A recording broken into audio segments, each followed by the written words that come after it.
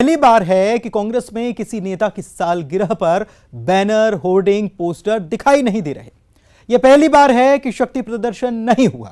CM Kamal Nath का अलहदा अंदाज ये कि उन्होंने अपने कार्यकर्ताओं से आग्रह किया कि उनकी सालगिरह सादगी से मनाई जाए और अगर कार्यकर्ताओं में उत्साह है ही तो जनता के बीच जाए सरकार, जनता से सरोकार दिखाए सरकार।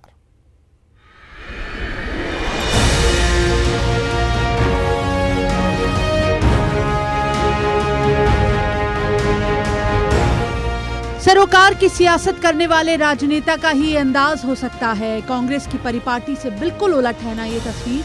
न शहर में होर्डिंग बैनर की होड़, न ढोल नगाड़े। सीएम कमलनाथ की अपनी सालगिरह पर कार्यकर्ताओं से अपील ये कि उनका जन्मदिन पूरी सादगी से मनाया जाए। सीएम कमलनाथ ने ट्वीट करके ये कहा था, वरना कांग्रेस का जो चलन है उसमें तो सालगिरह भी शक्ति प्रदर्शन से कम नहीं होती। लेकिन सीएम कमलनाथ ने अपनी सालगिरह पर पार्टी को नई सीख, नया संस्कार दिया। प्रचार से दूर हो जन्मदिन। अगर कार्यकर्ता अपने नेता की सालगिरह मनाना ही चाहते हैं तो इस तरह मनाएं कि मध्य प्रदेश के आम इंसान के चेहरे पर मुस्कान आए। गरीबों, बुजुर्गों के बीच पहुंची ये फलों की टोकरियां, कांग्रेस कार्यकर्ताओं के ये रक्तदान शिविर उसी अपील का असर है कि मुख्यमंत्री की सालगिरह पर सरकार जनता के साथ खड़ी दिखाई दे। आज मध्य प्रदेश के यशस्वी लाडले मुख्यमंत्री कमलनाथ जी का जन्मदिन है। हम लोग बहुत बधाई और शुभकामनाएं देते हैं, उनके दीर्घायु होने की कामना करते हैं। और हमारे मुख्यमंत्री आज उनका जन्मदिन लेके एक युवा मुख्यमंत्री हैं, क्योंकि किसी भी युवा से ज़्यादा काम वो आज करते हैं। सुबह 9 बजे से उनकी रोज़मर्रा के काम शुरू होते हैं तो रात के 11-12 बजे तक चलता रहता है। और ये संकल्प उनका ये है, मैं बार बार ये कहता हूँ कि पंडित जवाहरलाल नेहरू के अगर कोई संपर्क में रहा नेता आज के उसमें कांग्रेस का कोई है तो वो कमलनाथ जी हैं। क्योंकि जब दून स्कूल में राजीव गांधी और संजय गांधी के साथ वो पढ़ते थे तो प्रधानमंत्री के रूप में जवाहरलाल नेहरू जी और इंदिरा गांधी वहाँ आती थी। और जवाहरलाल नेहरू जी से उनमें एक उनके मानचित्र में जो छवि है विज़न की, वो विज़न के साथ छिंदवाड़ा मॉडल पर पूरे मध्य प्रदेश का विकास करना चाहते हैं। और 11 महीने में वो काम हो गया जो 15 साल में नहीं हुआ। बुरहानपुर से आई ये तस्वीर भी देखिए जरा। ये अम्मा सीएम कमलनाथ की सालगिरह का जश्न इस अंदाज में मना रही है। असल में किसी राजनेता, किसी मुख्यमंत्री की कामयाबी भी इसी में है कि उसके सूबे में आम लोगों के चेहरे पर तसल्ली की मुस्कान हो। ये मुस्कुराते चेहरे अपने प्रदेश के मुख्यमंत्री को दुआएं भेज रहे हैं।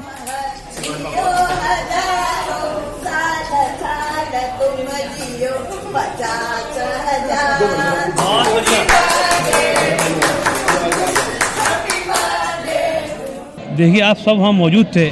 जैसे ही वहाँ पर उनको हमने ये बताया कि आज हमारे मुख्यमंत्री जी का जन्मदिन के उपलक्ष्य में हम ये कर रहे हैं, तो एक बहुत ही बुजुर्ग महिला अपने आप में झूम उठी।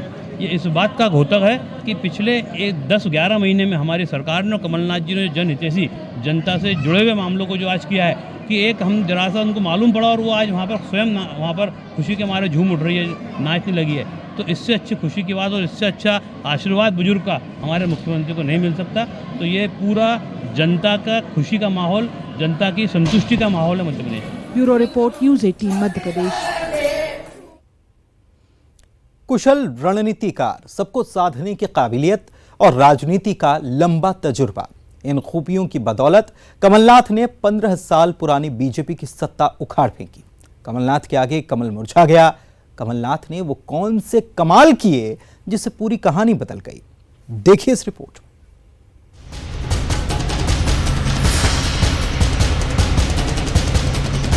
पंद्रह बरस की बीजेपी की सत्ता पलट दी, ये कमाल ही तो था। 72 बरस की उम्र में चुनाव प्रचार में पूरा प्रदेश नाप डाला, ये कमाल ही तो था। ये कमाल ही तो था कि विपक्ष के तौर पर भी सुस्त पड़ी कांग्रेस में फूंकी संजीवनी। आर्थिक संसाधन की जरूरत पड़ी तो वो भी जुटाए कि एमपी में कमजोर पड़ी कांग्रेस को हर हाल में खड़ा करना था। किलेदारों में बटी कांग्रेस को एक मंच पर लाए, ये कमाल ही तो था। कमलनाथ ने जिस दिन एमपी में कांग्रेस अध्यक्ष की कुर्सी संभाली, उसी दिन से बस कमाल करते गए।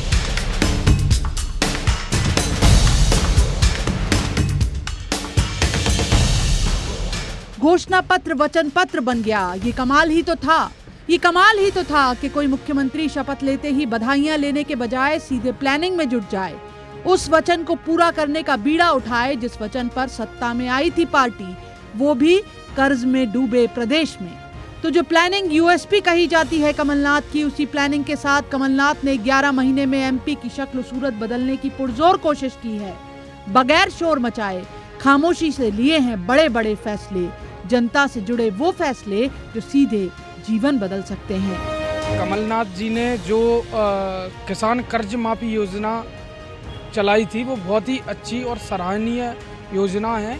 मैं भी एक किसान का लड़का हूँ, तो मतलब किसानों से जुड़ा हुआ हूँ, तो बहुत ही अच्छी योजना थी। और कमलनाथ जी ने एक छोटे उद्यमियों के लिए बिना रजिस्ट्रेशन के अपना उद्योग संचालित करने के लिए योजना चलाई थी, वो भी एक सराहनीय योजना है। शुभकामनाएं इसलिए कि जिस तरह से वो कार्य कर रहे हैं, सराहनीय कार्य हैं। अभी ज़्यादा वक्त हुआ नहीं है सरकार को और हमारे माननीय मुख्यमंत्री जी को, लेकिन जिस तरह से उनके प्रयास हैं और प्रयासों से लगता है कि अगर ये सरकार यूं ही इसी गति से आगे बढ़ती रही तो हर एक क्षेत्र में कुछ न कुछ विकास ज़रूर सामने आएगा जनता के लिए। और समय पे शासन वो राशन मिल रहा है, क्या नाम है, और जो पहले गड्ढे थे दच के वो सारी सड़कें बढ़िया हो गई, क्या नाम है, अब बड़े आरामदायक वाला वो हिसाब किताब है।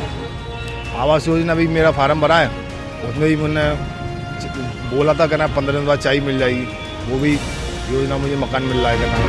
कमलनाथ कमाल करते जा रहे हैं। 5 साल बाद भी अमूमन सरकारें अपने कामकाज का ब्यौरा नहीं देती, पर कमाल यहाँ भी देखिए कि 11 महीने का रिपोर्ट कार्ड पेश कर रही है कमलनाथ सरकार। ये भी कमाल ही तो है।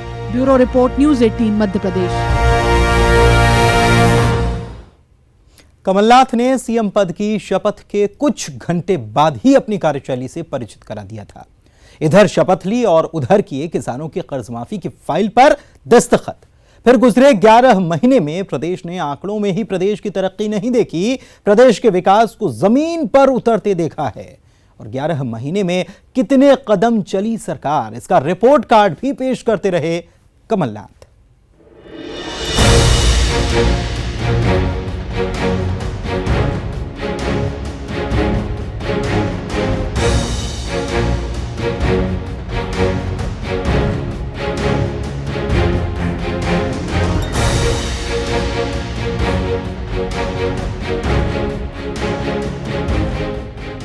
मुख्यमंत्री पद की शपथ लेने के बाद ये पहली तस्वीर जो मीडिया में आई थी, ये वो तस्वीर है जिसमें कमलनाथ ने पहली सरकारी फाइल पर दस्तखत किए और अब तक के पहले चरण में 20,10,690 किसानों का जय किसान फसल ऋण माफी योजना में कर्ज माफ हो चुका है।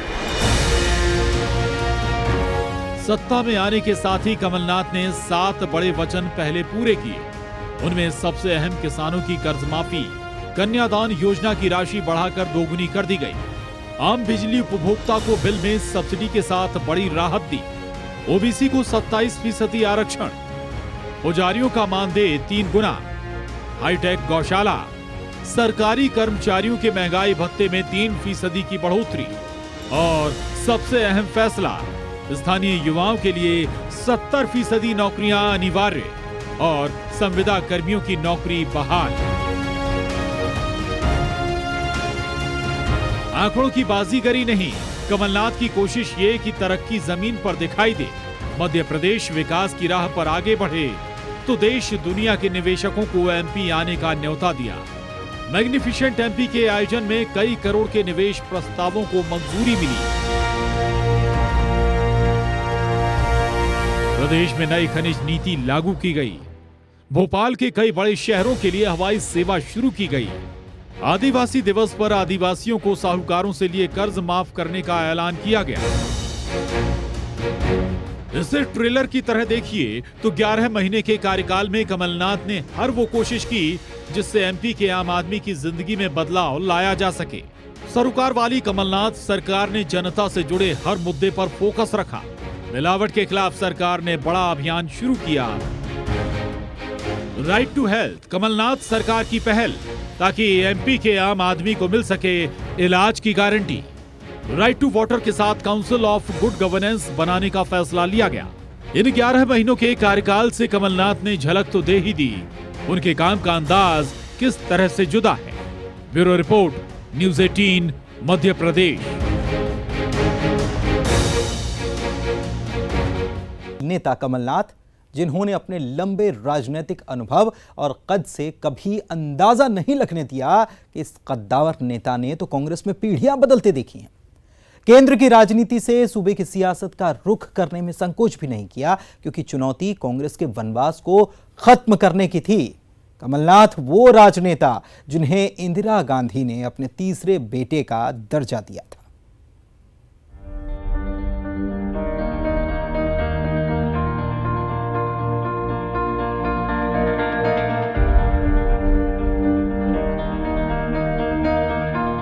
ये वो तस्वीर है, छिंदवाड़ा की तस्वीर, जब कमलनाथ के चुनाव प्रचार के लिए पूर्व प्रधानमंत्री इंदिरा गांधी छिंदवाड़ा आई और उन्होंने वोटर से ये कहकर समर्थन मांगा कि कमलनाथ मेरा तीसरा बेटा है, इसे वोट कीजिए।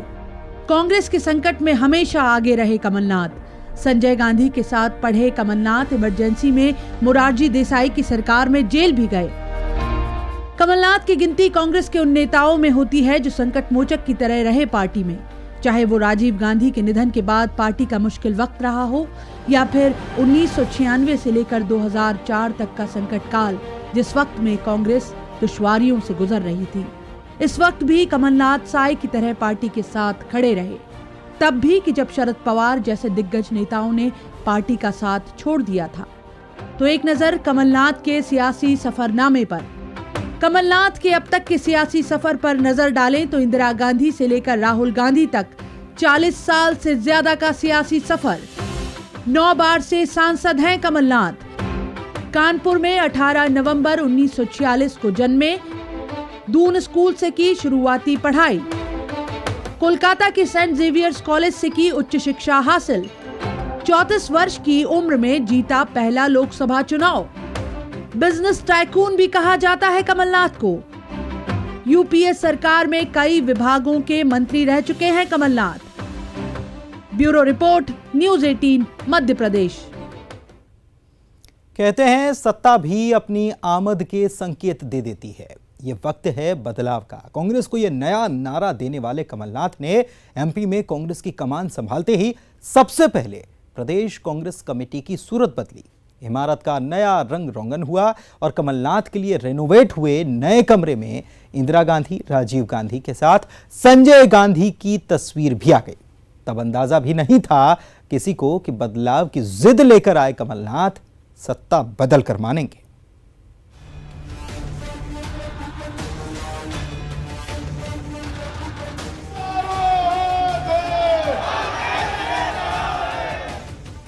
जो 15 साल में नहीं हो सका वो 7 महीने में मुमकिन कैसे हो पाएगा भला?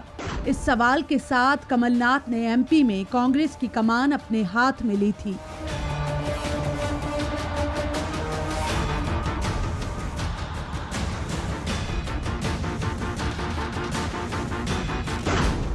सत्ता की हैट्रिक लगाने वाली बीजेपी जो 200 पार का दम भरकर मैदान में थी, उससे मुकाबले की चुनौती अपनी जगह।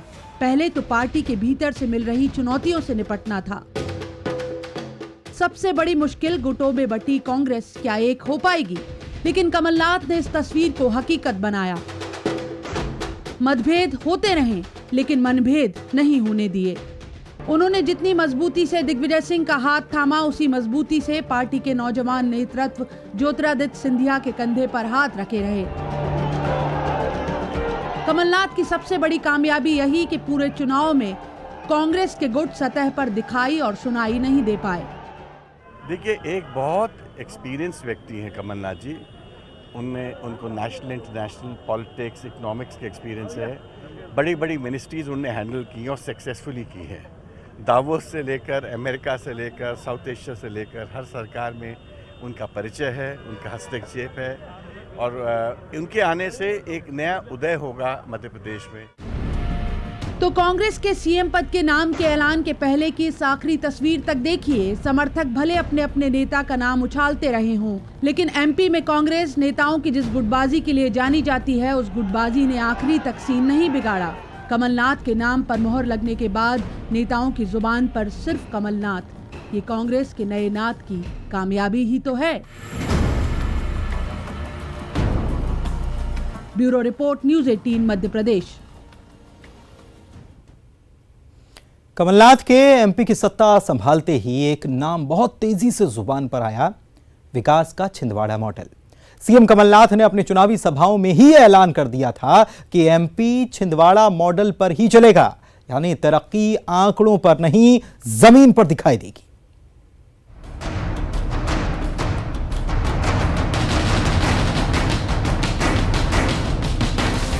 कमलनाथ हर सभा में जिक्र करते हैं छिंदवाड़ा का, तो छिंदवाड़ा का जिक्र क्यों करते हैं कमलनाथ?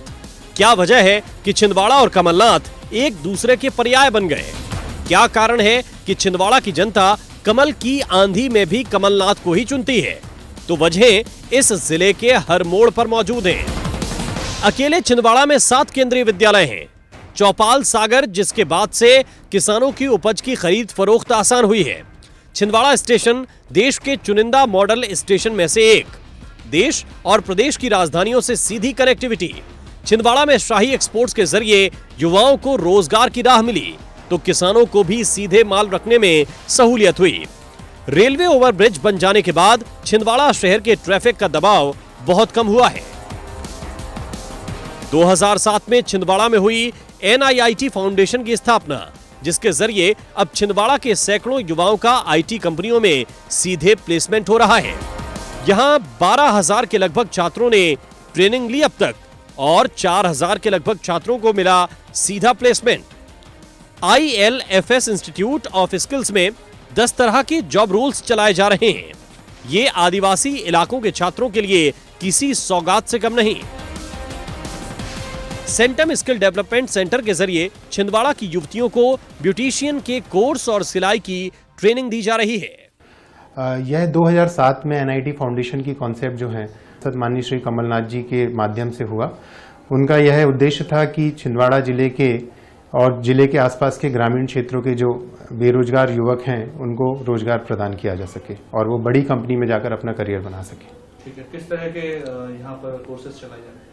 यहाँ पर मुख्य रूप से ग्रामीण बच्चे ज़्यादा आते हैं, तो उनको अधिक से अधिक रोजगार मिल सके उसके हिसाब से जो हमारे कोर्सेज हैं वो मॉडिफाई किए जाते हैं और बच्चों को दिए जाते हैं। ट्रैवल बेल्ट है, तामिया है, बटका खापा है, हर्रई, अमरवाड़ा, परासिया, जन्नारदेव, इस क्षेत्र के बच्चे काफ़ी ज़्यादा हैं। वहाँ पे हम लोगों ने बहुत प्रचार प्रसार किया है कि बच्चों को ये जानकारी मिले। इसके लिए हमारे जो अधिकारी हैं वो घर घर जाते हैं, बच्चों के माता पिता से संपर्क करते हैं कि किस तरीके से वो आए, प्रशिक्षण प्राप्त करें और विकास की धारा में शामिल हों। छिंदवाड़ा में रिलायंस फाउंडेशन CSR की कोशिशों से 22 गांवों का जल संकट खत्म हुआ है,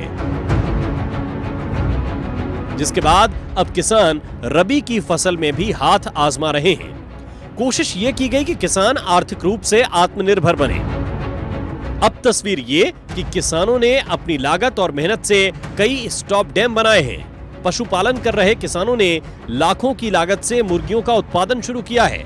एक दो नहीं, 22 गांव के किसान आत्मनिर्भर हुए हैं।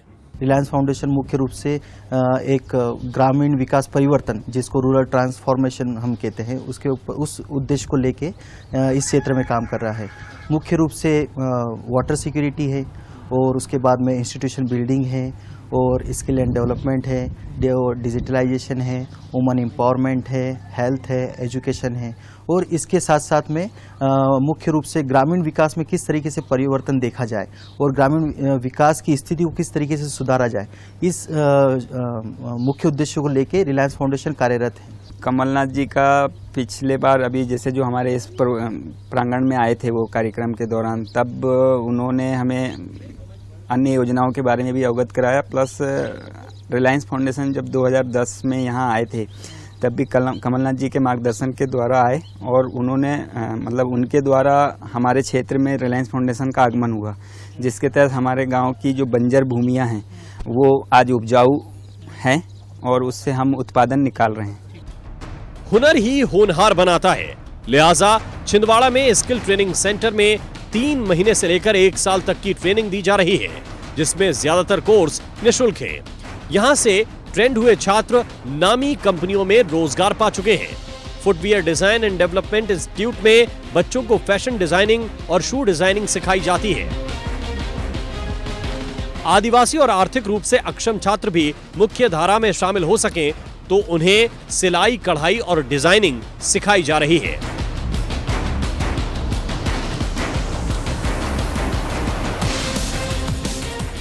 यहाँ पर हम 3 माह से लेकर 3 वर्ष तक की ट्रेनिंग देते हैं। 3 माह की जो ट्रेनिंग होती है वो जो बच्चे 5वीं या 8वीं के आगे पढ़ाई नहीं कर पाते हैं तो उनको गारमेंट और अपैरल क्षेत्र में स्किल देकर, स्किल्ड बनाकर और फिर उसी क्षेत्र में हम रोजगार प्रदान करते हैं। तो वो यहाँ से ट्रेनिंग ले, ये 3 माह के कोर्स की बात है। फिर अगर